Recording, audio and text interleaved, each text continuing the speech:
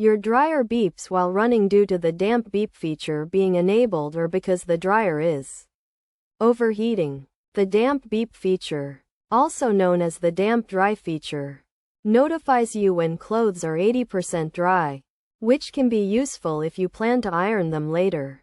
When you receive this notification, it's best to remove the clothes from the dryer. This feature is often set by default for bulkier sheet cycles to remind you to reposition items during the cycle. To address the issue, start by removing the clothes from the dryer. Then, check the lint screen and vent by detaching the lint screen and removing any lint by hand.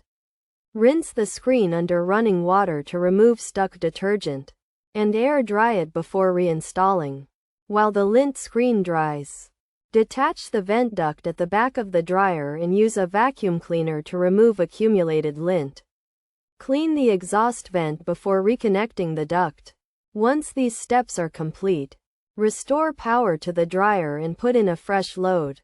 By following these steps, you should be able to resolve the issue of your dryer beeping while running.